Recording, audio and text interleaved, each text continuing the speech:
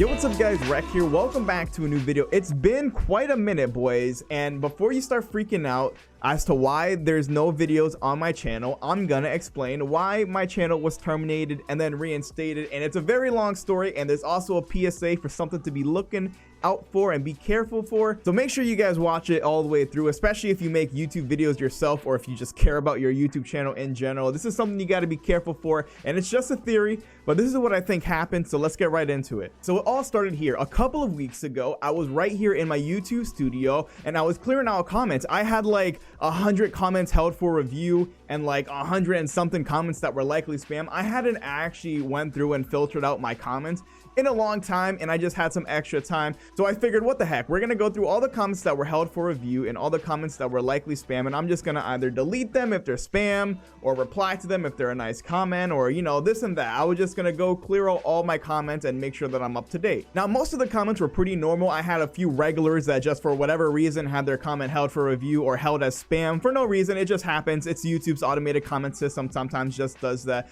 So I accepted the comments. I even replied to a couple of them. And then there's a couple weird ones, but I've been doing YouTube for like over 10 years. So you're bound to get a lot of those, hey, nice video, man. You mind checking out my channel? Let's be friends. Those sort of comments have been around forever.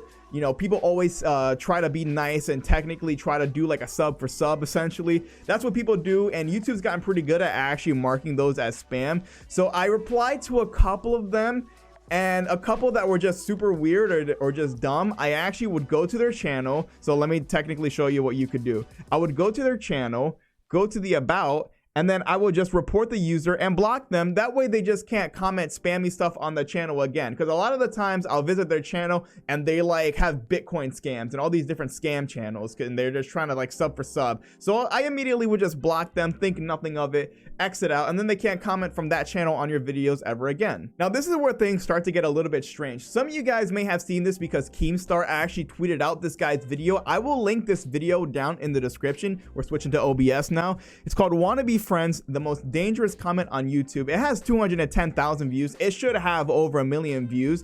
I think that YouTube kind of doesn't want a panic with this stuff, so I think they're suppressing it, but YouTube is actually looking into it because of the attention mostly that Keemstar brought to it. But let me give you a little snippet of this video. I paused it right here. People worked hard to make these channels unlike him, and they can lose it within seconds just by falling for a comment and subscribing to this person. It's even speculated that just responding to his comment can result in you losing your account to him. Okay, so the entire point of this video, and Keemstar summarized it pretty well when he actually tweeted it out, is that there's possibly a vulnerability within, you know, YouTube source code, whatever, website coding, that allows somebody to take access of your channel or somehow get into your channel just by a comment. And it's speculated, as he said, that you don't even have to subscribe to them, but even if you just reply to their comment, or probably even if you interact with their channel. So for example, I could have gone to the about page of one of those channels when I went to flag the user, and you know, I could have actually opened myself up to a vulnerability just by visiting their channel and clicking, you know, to flag them. And if it's all true, this would be probably the biggest security breach in YouTube's history. I mean, people have always been getting hacked, you know, that's always been a thing. But a security breach like this that allows somebody to just access channels just through a comment that easily is obviously super concerning. And if you think that's concerning, get a load of this. This could just all be coincidence at the same exact time. But within the 24-hour frame of me actually filtering through all my comments and responding to them or visiting their channels and blocking them, I ended up losing like 2 of my Google accounts. The first one was my, I think it was like my backup account that was linked to my main YouTube channel. This was my first ever email that I've had basically since since I was a kid. It's the first ever email I ever made, and it's been hacked dozens of times. It's been, you know, pwned, if you know what that is, and you can check it on the website.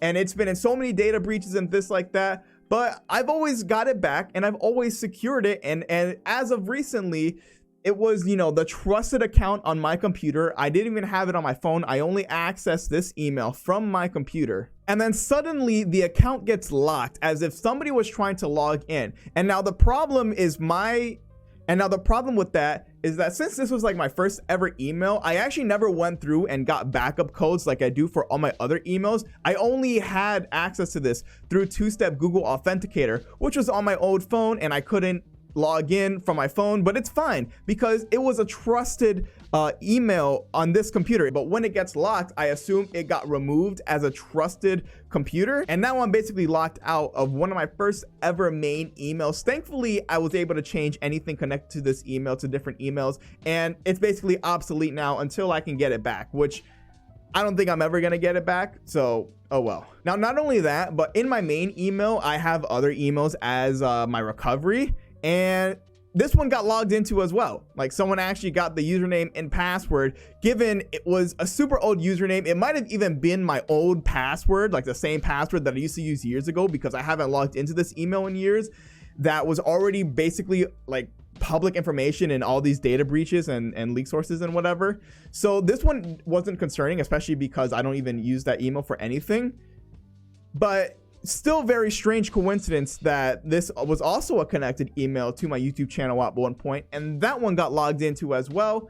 It got locked, but I was able to recover it because I didn't have any security on it. Now, from what I remember in the Wannabe Friends video, I think he goes into like a way that he bypasses two-step if it's connected to your phone number, or some kind of vulnerability through like Discord using two-step. It's very interesting how he explains it. So like I said, that video was linked down below. But I do have this weird suspicion that if I hadn't been hacked years and years ago, back when I was in Saw, and like literally someone called in a bomb threat to my school as me. Yeah, long story if you guys remember that from years ago. But because of that, everything I ever use is on Google Authenticator, and it's like, you know, I have all my backup codes. Camera just died, so we're switching over to the Logitech. So yeah, because I have everything through Google Authenticator, and I have app passwords and all my backup codes saved, like printed out in person, I never actually lost any of my accounts. Technically, the very first ever email wasn't hacked. It technically just got locked because somebody was trying to get into it, and now it's removed off of the trusted device, and I can't log into it just because of my own thing. Like, that would have happened if I just cleared my Google cookies. Like, I would have been locked out because I don't have the old two-step device, and I don't have a backup code for this email because it's so old. Now, shortly after all this happened, I found it very strange that this was all a coincidence, and then something really weird happened that I don't know has happened to anybody, but I got 3 channel strikes without getting an email. I ended up visiting my channel, and it was no longer there. So yeah, my channel was basically a blank screen with a blue avatar and nothing was on it. So I immediately got in contact with one of my friends who runs a pretty big, I guess you could say, music channel that I've, you know, helped him with and stuff like that. And he told me he was gonna help me out and get me someone at YouTube to talk to, but that it might take a while because of everything that's going on with coronavirus and whatever. Like, there's no one working at YouTube. And then my channel gets reinstated, but I had 3 strikes. So I was very confused because I thought with 3 strikes your channel's taken down, but I don't know. It was just so confusing because I went to my channel and I couldn't live stream.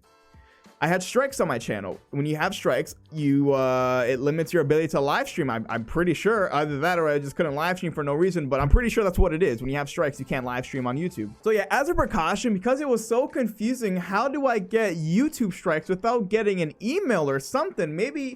Maybe I missed them, maybe I'm missing something, but you're supposed to get an email anytime you get a claim, or especially like a strike or a community guideline, and nothing.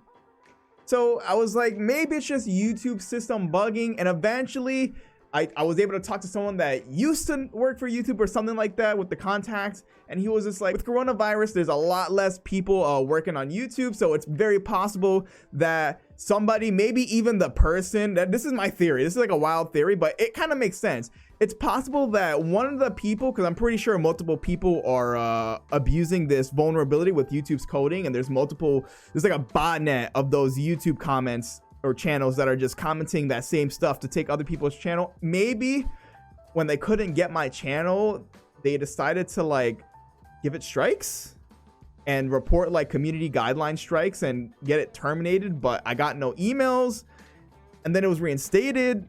So it's very possible that YouTube's automated system would like see those reports and just like strike down the channel. but with no humans working at YouTube, I didn't get emails or something along those lines. Those emails are automated, so I'm so confused with it. But nonetheless, it was taken down. Then it was reinstated. Maybe somebody got into work IRL at YouTube and say, hey, that's not right, and reinstated my channel. I don't know. But now my channel is back up, and I actually have no strikes as of today, which is why I'm uploading a video. So it appears that it's been resolved. Now, I have all my videos unlisted. I will be unlisting them in the future. But man, was it really strange to get technically striked, but no email for a strike. But that's where it pretty much ends. This all stemmed from the day I started replying to and clearing out and blocking and visiting the channels of all my YouTube comments that were in my spam and in my held for review. That was when all this started, and it just seems like such a coincidence for one email that was connected to my YouTube to get a security alert, and then a second email that was connected to my YouTube to get a security alert. And I do believe what saved me was the fact that I had two-step verification through Google Authenticator, which I highly recommend. You should all have two-step through Google Authenticator.